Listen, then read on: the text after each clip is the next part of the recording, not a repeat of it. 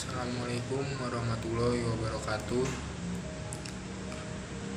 Saya Dika Maulana dari Fakultas Ilmu Komunikasi kelas 2 IKP 1 akan mempresentasikan sebuah video yang berisi jawaban ujian akhir semester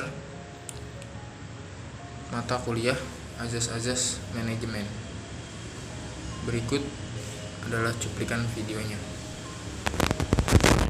Universitas Bung Karno, Azas-Azas Manajemen. Soal nomor 1.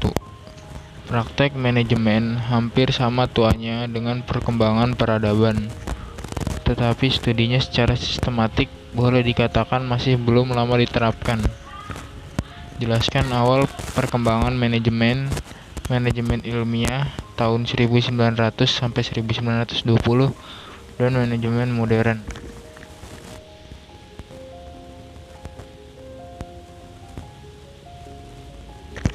Perkembangan awal manajemen. Sejarah Yunani dari kerajaan Romawi banyak memberikan bukti tentang pengetahuan manajemen, terutama dalam pengelolaan persidangan di pengadilan, praktek pemerintahan, organisasi tentara, dan pelaksanaan kelompok. Demikian pula organisasi gereja telah menggunakan struktur organisasi gereja menggunakan prinsip manajemen dalam meningkatkan produksi sedunia, yang menyusun otoritas sendiri sebagai bukti penerapan manajemen sampai abad ke-18. Juga menggunakan prinsip manajemen dalam meningkatkan produksi. Manajemen ilmiah. Scientific management atau manajemen ilmiah adalah pendekatan klasik untuk manajemen yang menekankan penerapan prinsip-prinsip ilmiah, termasuk peningkatan efisiensi, kinerja, dan produktivitas melalui analisis rasional terhadap komponen-komponen produksi. Pada awalnya, ini dikembangkan oleh F. W. Taylor pada abad ke-19. Pendekatan ini membentuk dasar dari apa yang sekarang kita kenal sebagai studi kerja. Manajemen modern adalah manajemen yang pada periodenya ditandai dengan sudah dipelajari manajemen sebagai ilmu yang mempunyai dasar-dasar logika ilmiah, sehingga banyak melibatkan ahli manajemen maupun ahli ekonomi untuk melakukan penelitian terhadap manajemen yang menghasilkan berbagai teori maupun aliran manajemen.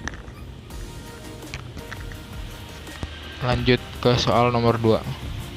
Menurut Henry Fayol, ada 14 prinsip-prinsip umum manajemen atau General Principles of Management. Sebutkan dan jelaskan. 1. Ada pembagian kerja atau division of work. Pekerjaan harus dibagi menjadi unsur-unsur yang lebih kecil atau dispesialisasi, sehingga output atau hasil kerja karyawan dan efektivitas akan meningkat seiring dengan peningkatan kemampuan dan keahlian pada tugas yang diembannya. Yang kedua, keseimbangan wewenang dan tanggung jawab atau authority and responsibility. Para manajer memiliki wewenang dalam memerintahkan bawahan melakukan atau tidak melakukan sesuatu. Setiap karyawan diberikan wewenang untuk melakukan suatu pekerjaan. Tetapi suatu hal yang perlu diingat, wewenang tersebut berasal dari tanggung jawab. Oleh karena itu, wewenang dan tanggung jawab harus seimbang. Makin besar wewenangnya, makin besar pula pertanggungjawabannya. Yang ketiga, disiplin. Disiplin harus ditegakkan dalam suatu organisasi. Namun, setiap organisasi memiliki cara yang berbeda-beda dalam menegakkan kedisiplinannya. Kedisiplinan merupakan dasar dari keberhasilan suatu organisasi dalam mencapai tujuan organisasinya. Yang keempat, kesatuan komando atau unity of command. Berdasarkan prinsip kesatuan komando, karyawan seharusnya hanya menerima perintah dari seorang atasan saja dan juga bertanggung jawab kepada satu atasan saja. Jika terlalu banyak atasan yang memberikan perintah, karyawan yang bersangkutan akan sulit untuk membedakan prioritasnya. Hal ini juga akan menimbulkan kebingungan dan tidak fokus pada tugas yang diberikannya. 5. Kesatuan arah atau united direction. Karyawan yang bekerja dalam suatu organisasi harus memiliki tujuan dan arah yang sama dan bekerja berdasarkan rencana yang sama. Yang keenam, mengutamakan kepentingan organisasi di atas kepentingan individu atau subordination of individual interest to general interest. Kepentingan organisasi harus didahulukan dari kepentingan individu seorang karyawan, termasuk kepentingan individu manajer itu sendiri. Yang ketujuh, kompensasi yang adil atau remuneration. Salah satu faktor yang mempengaruhi kepuasan kerja karyawan adalah upah atau gaji yang didasarkan pada tugas yang dibebankannya. Kompensasi yang dimaksud ini dapat berupa finansial maupun non-finansial. Yang kedelapan, sentralisasi atau centralization.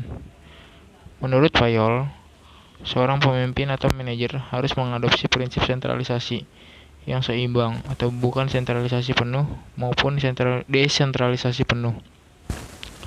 Hal ini dikarenakan sentralisasi penuh atau complete centralization akan mengurangi peranan bawahan dalam suatu organisasi. Sedangkan desentralisasi akan menimbulkan kesimpangsiuran dalam pengambilan keputusan. Wewenang tertentu harus didelegasikan sebanding dengan tanggung jawab yang diberikan. 9. Rantai skalar atau scalar chain. Rantai skalar adalah garis wewenang dari atas sampai bawah. Setiap karyawan harus menyadari posisi mereka di dalam hierarki organisasi. Garis wewenang ini akan menunjukkan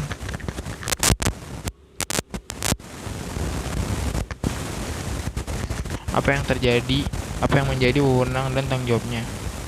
10. Tata tertib atau order. Tata tertib memegang peranan yang penting dalam bekerja, karena pada dasarnya semua orang tidak dapat bekerja dengan baik dalam kondisi yang kacau dan tegang. Selain itu, untuk meningkatkan efisiensi dalam bekerja, fasilitas dan perlengkapan kerja harus disusun dengan rapi dan bersih. 11. Keadilan atau equity. Manajer harus bertindak secara adil terhadap semua karyawan. Peraturan dan perjanjian yang telah ditetapkan harus ditegakkan secara adil sehingga modal karyawan dapat terjaga dengan baik. 12. Stabilitas kondisi karyawan atau stability of tenure of personnel. Mempertahankan karyawan yang produktif merupakan prioritas yang penting dalam manajemen. Manajer harus berusaha untuk mendorong dan menciptakan loyalitas karyawan terhadap organisasi. 13. Inisiatif. Karyawan harus diberikan kebebasan untuk berinisiatif dalam membuat dan menjalankan perencanaan. Tentunya harus dengan batas-batas wewenang dan tanggung jawab yang diberikan. Yang terakhir, ke-14, semangat kesatuan, esprit de corps. Dalam prinsip esprit de corps ini, manajemen harus selalu berusaha untuk mengembangkan dan meningkatkan semangat kesatuan tim. Soal nomor 3. Secara umum, teori-teori pengambilan keputusan berbeda antara satu dengan yang lain. Brinkley 1977 menyebutkan 6 pengambilan keputusan. Sebutkan dan jelaskan. Pengambilan keputusan menurut Brinkley. 1. Aliran birokratik atau bureaucratic school. Teori ini memberi tekanan yang cukup besar pada arus dan jalannya pekerjaan dalam struktur organisasi. Tugas dari eselon bawah ialah melaporkan masalah, memberi informasi, menyiapkan fakta dan keterangan-keterangan lain kepada atasannya dengan segala pengetahuan, keterampilan, dan kemampuannya. Atasan membuat keputusan setelah mempelajari semua informasi. 2. Aliran saintifik atau scientific management school. Teori ini menekankan pada pandangan bahwa tugas-tugas itu dapat dijabarkan ke dalam elemen-elemen logis yang dapat digambarkan secara saintifik. Sementara manajemen sendiri memiliki kemampuan untuk menganalisis dan menyelesaikan suatu masalah. 3. Aliran hubungan kemanusiaan, Human Relations School. Teori ini menganggap bahwa organisasi dapat berbuat lebih baik apabila lebih banyak perhatian yang diberikan kepada manusia dalam organisasi, seperti yang menimbulkan kepuasan kerja, peran serta dalam mengambil keputusan, Selain itu, kebutuhan dan keinginan anggota selalu dipertimbangkan dalam membuat keputusan. Yang keempat, aliran rasionalitas. Teori ini mengakui bahwa organisasi adalah satu unit ekonomi yang mengkonversikan masukan dan menjadi keluaran. Menurut aliran ini, suatu langkah kebijakan akan terus berlangsung sepanjang itu mempunyai nilai yang lebih tinggi. Yang kelima, aliran satisficing. Aliran ini tidak mengharapkan suatu keputusan yang sempurna. Aliran ini yakin bahwa para manajer yang selalu dipenuhi berbagai masalah mampu membuat keputusan yang rasional. Yang keenam, aliran analisis sistem. Aliran ini percaya bahwa tiap masalah berada dalam suatu sistem yang terdiri dari berbagai subsistem yang keseluruhannya merupakan satu kesatuan.